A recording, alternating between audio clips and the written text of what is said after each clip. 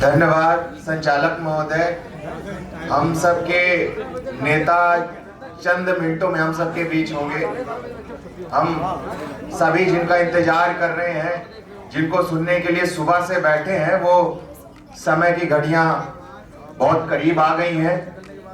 आज का कार्यक्रम जिस सामाजिक न्याय और संविधान की परिचर्चा के लिए रखा गया है, आज के कार्यक्रम के जो हमारे मुख्य अतिथि हैं, लक्ष्मण यादव जी, नीरज पटेल जी, जावेद अली खान साहब जो राज्यसभा के सांसद हैं, और हम सबके आदरणीय अगुवा, हम सबके नेता श्री संजय सिंह जी बहुत जल्द अपनी बात रखेंगे और संविधान को लेकर के जो मूलभूत अधिकार डॉक्टर बाबा साहब भीमराव अंबेडकर जी ने हम सबको दिया है, उसको लेकर हमको कितना जागरूक रहना पड़ेगा, उस पर भी प्रमुख जानकारियां आप सबको हमारे मुख्य अतिथियों के माध्यम से मिलेगा।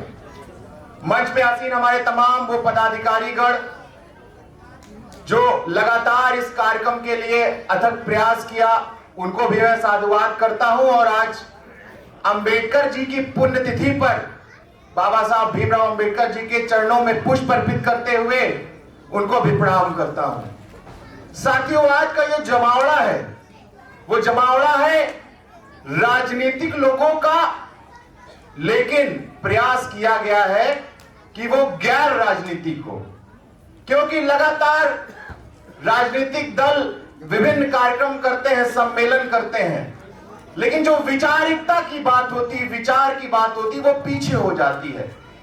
तो तभी एक विचार सांसद संजय सिंह जी द्वारा आया कि पूरे उत्तर प्रदेश में विचारों पे चर्चा शुरू हो।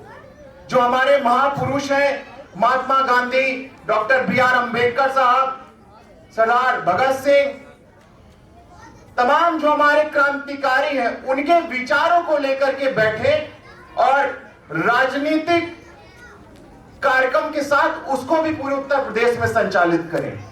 तो सबसे पहले नाम आया कि इसका संचालन कैसे होगा। तो सभी साथियों ने सुर से एक व्यक्ति का नाम लिया, जिनके कारण आज का ये कार्यक्रम हो रहा है। भाई जनक जी को भी मैं आज के इस कार्यक्रम के लिए साधुवाद और अभिनंदन करना चाहता हूं।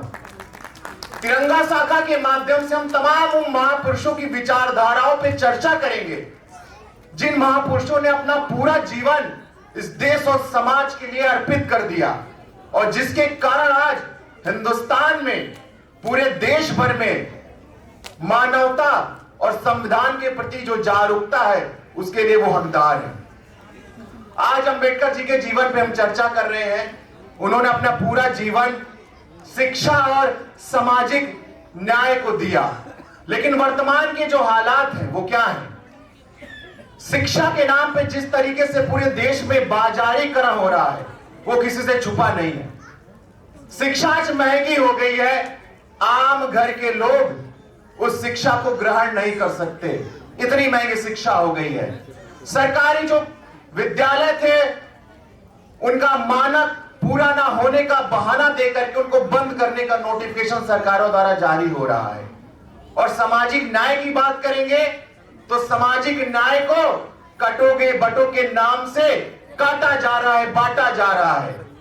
तो इस दौर में हम सबको भी एकजुट रहने की जरूरत है। साथ ही मैं अपनी प्रारंभिक जो राजनीति में सक्रियता की बात करूं तो इलाहाबाद विश्वविद्यालय में छात्र राजनीति में मैं सक्रिय रहा। मंच पे हमारे जो अतिथि हैं उनका मैं ध्यान आकर्षित करना चाहूंगा। इलाहाबाद में छात्र राजनीति में मैं सक्रिय रहा। वहां पे मैं सभी विचारधारा के लोगों के साथ काम किया।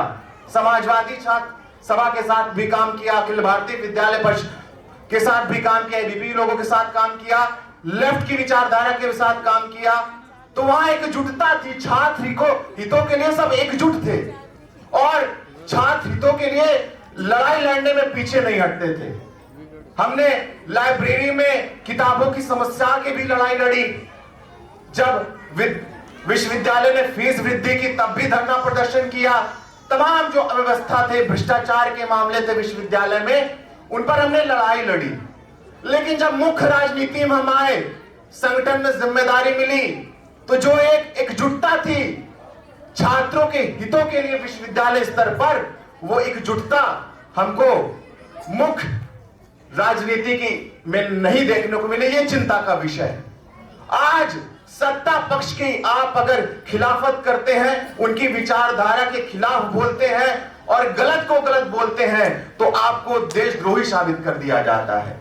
ये आज इस देश में बहुत बड़ी समस्या है, इसको लेकर के हम सबको चिंता करने की पड़ेगी। जो विपक्ष है वो देश का और सत्ता पक्ष का दुश्मन नहीं है। जो विपक्ष है वो देश का भला चाहता है, जो विपक्ष की जिम्मेदारी है उसका वो निर्वहन करता है। साथ ही एक वाक्य आप सबके बीच साझा करके अपनी बात को मैं विराम दूंगा। इलाहाबाद में मेरा बचपन बीता, सारी मेरी शिक्षा वहीं हुई। घर के पास एक प्राथमिक विद्यालय हुआ करता था। आज भी वो प्राथमिक विद्यालय उसी स्थिति में है जैसे पहला, उसमें खास अंतर नहीं आया। लेकिन उसके अगल बगल बड़े बड़े शॉपिंग मॉल बन गए। वहां एक छोटा मंदिर हुआ करता था, बहुत भव्य मंदिर बन गया। या किसी मंदिर या किसी अन्य धार्मिक स्थान की आलोचना नहीं हो रही है। यहां बात हो रही है कि हमने अपने जीवन की प्राथमिकताओं में किसको वरीयता दी है। एक प्राथमिक विद्यालय जो आज से 20 साल पहले 3 से 4 कमरों में चलता था, आज भी वही हालत है।